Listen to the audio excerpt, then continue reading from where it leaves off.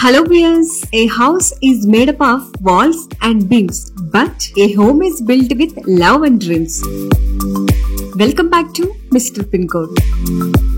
ఈ రోజు మనం ఈ వీడియోలో గేటెడ్ కమ్యూనిటీ ప్రాపర్టీస్ అలానే స్టాండ్ అలోన్ ప్రాపర్టీస్ ఈ రెండింటిని కంపేర్ చేసి వాటి వల్ల ఉన్న అడ్వాంటేజెస్ అలానే డిసడ్వాంటేజెస్ గురించి ఒకసారి డిస్కస్ చేసుకుందాం. Gated community properties, stand alone properties ఈ రెండు రెసిడెన్షియల్ పరంగా టూ డిఫరెంట్ ఆప్షన్స్ అయినప్పటికీ వేటికవే యూనిక్ ఫీచర్స్ అలాగే బెనిఫిట్స్ ని కలిగి ఉన్నాయి. సో ఈ రెండింటి మధ్య మేజర్ కీ డిఫరెన్సెస్ ని ఒకసారి చూస్తే ownership and structure, privacy and security, amenities and facilities, maintenance and upkeep, community and social interaction and final గా cost and affordability.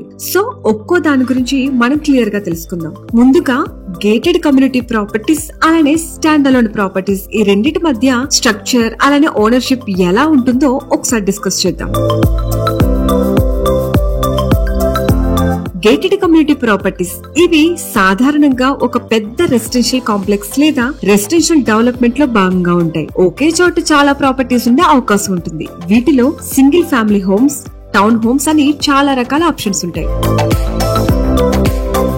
Stand alone properties ఇవి సాధారణంగా ఇండివిజువల్ హోమ్స్ లా ఉండేటువంటి పర్సనల్ హౌసెస్. రెసిడెన్షియల్ కాంప్లెక్స్ తో ఎలాంటి సంబంధం లేకుండా తమ సొంత ల్యాండ్ లో ఓన్ గా కట్టుకునేవే ఈ stand alone properties. Gated community properties అలానే స్టాండ్ అలోన్ ప్రాపర్టీస్ లో ప్రైవసీ అండ్ సెక్యూరిటీ ఎలా ఉంటుందో ఒకసారి చూద్దాం. ఈ గేటెడ్ కమ్యూనిటీ ప్రాపర్టీస్ లో చాలా సెక్యూరిటీ అండ్ ప్రైవసీ ఉంటుంది. Controlled access points, security persons, surveillance systems, fencing ఉండటం వల్ల వీటిలో హై సెక్యూరిటీ ఉంటుంది.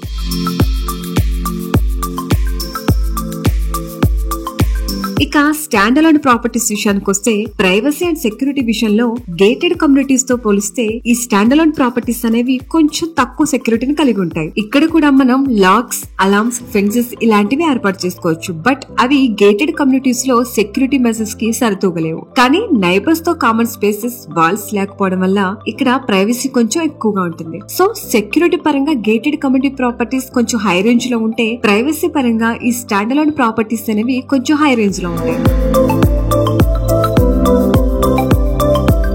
సో ఇప్పుడు ఎమ్యూనిటీస్ అండ్ ఫెసిలిటీస్. ఈ గేటెడ్ కమ్యూనిటీ ప్రాపర్టీస్ లో ఉండే ఎమ్యూనిటీస్ అండ్ ఫెసిలిటీస్ అంటే swimming pools, fitness centres, parks, walking trails, playgrounds, tennis court, community centres వీటన్నిటిని ఈ కమ్యూనిటీలో ఉండే అందరూ యూజ్ చేసుకోవచ్చు. జనరల్ గా ఈ ఎమ్యూనిటీస్ ని హోమ్ ఓనర్స్ అసోసియేషన్ లేదా ప్రాపర్టీ మేనేజ్మెంట్ కంపెనీ వాళ్ళు మెయింటైన్ చేస్తూ ఉంటారు.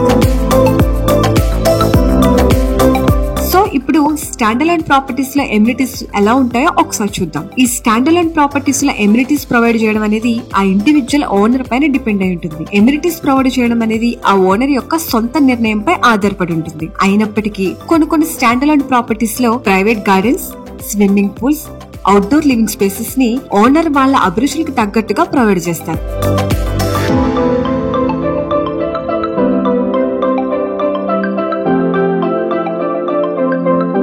ఇక మెయింటెనెన్స్ అండ్ అప్కీప్. ఈ గేటెడ్ కమ్యూనిటీ ప్రాపర్టీస్ లో ఉండే common areas, landscaping, shared facilities వీటన్నిటిని ఆ కమ్యూనిటీ యొక్క హోమ్ ఓనర్స్ అసోసియేషన్ లేదా ప్రాపర్టీ మేనేజ్మెంట్ కంపెనీ వాళ్ళు మెయింటైన్ చేస్తూ ఉంటారు. కాకపోతే దానికి అయ్యే ఖర్చు మొత్తం కమ్యూనిటీలో నివసించే అందరూ సమానంగా పే చేస్తారు. ఈ మెయింటెనెన్స్ ఫీజు ని మంత్లీ లేదా ఇయర్లీ పే చేస్తూ ఉంటారు.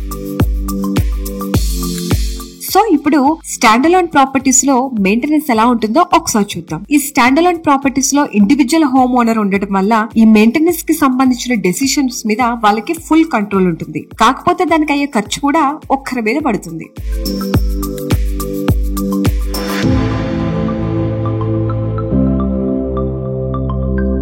కమ్యూనిటీ అలానే సోషల్ ఇంటరాక్షన్ ఎలా ఉంటుందో ఒకసారి చూద్దాం. ఈ గేటెడ్ కమ్యూనిటీ ప్రాపర్టీస్ లో planned events, communal spaces, neighbourhood committees అలానే ఎమ్యూనిటీస్ ఇవన్నీ షేర్ చేసుకుంటూ ఉండటం వల్ల ఎక్కువ మంది నైబర్స్ తో మనకి పరిచయాలు పెరిగే అవకాశం ఉంటుంది.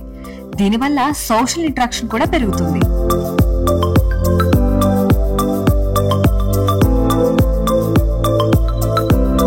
ఇక స్టాండ్ అలోన్ ప్రాపర్టీస్ లో తక్కువ మంది నైబర్స్ ఉండటం వల్ల ఎక్కువ ప్రైవసీ ఉంటుంది. ఇండివిజువల్ హోమ్ ఓనర్స్ ఉండటం వల్ల ఈ సోషల్ ఇంటరాక్షన్ అలానే కమ్యూనిటీ ఎంగేజ్మెంట్ అనేది వాళ్ళ మీద డిపెండ్ అయి ఉంటుంది.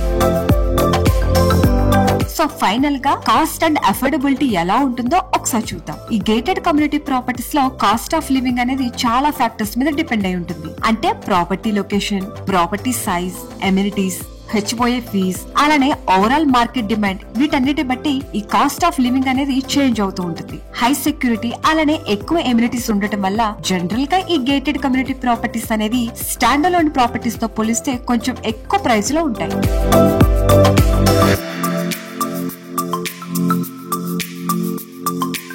ఈ స్టాండ్ అలోన్ ప్రాపర్టీస్ లో కూడా ఈ కాస్ట్ ఆఫ్ లివింగ్ అనేది చాలా ఫ్యాక్టర్స్ మీద డిపెండ్ అయి ఉంటుంది. అంటే land value, condition of the home, local market trends, property location, property size, వీటన్నిటిని బట్టి ఈ కాస్ట్ ఆఫ్ లివింగ్ అనేది చేంజ్ అవుతూ ఉంటుంది. ఈ గేటెడ్ కమ్యూనిటీ ప్రాపర్టీస్ అనేవి ఎక్కువ సెక్యూరిటీని, ఎక్కువ ఎమ్యూనిటీస్ ని ప్రొవైడ్ చేస్తూ సోషల్ ఇంటరాక్షన్స్ కూడా పెంచుతాయి. బట్ స్టాండ్ అలోన్ ప్రాపర్టీస్ అనేవి ఎక్కువ ప్రైవసీని అందిస్తాయి. ఫైనల్ గా గేటెడ్ కమ్యూనిటీ ప్రాపర్టీస్ అలానే స్టాండ్ అలోన్ ప్రాపర్టీస్ ఈ రెండిటిలో ఏది బెటర్, ఎందుకు బెటర్ అనేది ఇండివిజువల్ పర్సన్ యొక్క ఒపీనియన్, వాళ్ళ లైఫ్ స్టైల్, అలానే ప్రిఫరెన్సెస్, బడ్జెట్, వీటన్నిటి మీద ఆధారపడి ఉంటుంది. సో మీ ఒపీనియన్ ప్రకారం గేటెడ్ కమ్యూనిటీ ప్రాపర్టీ బెటరా లేక స్టాండ్ అలోన్ ప్రాపర్టీ బెటరా అనేది కామెంట్స్ రూపంలో మాకు తెలియజేయండి. హైదరాబాద్ లో ఏదైనా ప్రాపర్టీ కొనాలని మీరు చూస్తున్నారా? అయితే మీరు స్క్రీన్ పైన చూపిస్తున్న నంబర్ కి వెంటనే కాల్ చేసి మన మిస్టర్ పిన్ కోడ్ టీమ్ తో మాట్లాడండి. ఈ వీడియో కనుక నచ్చినట్లయితే please do like and share. Thank you.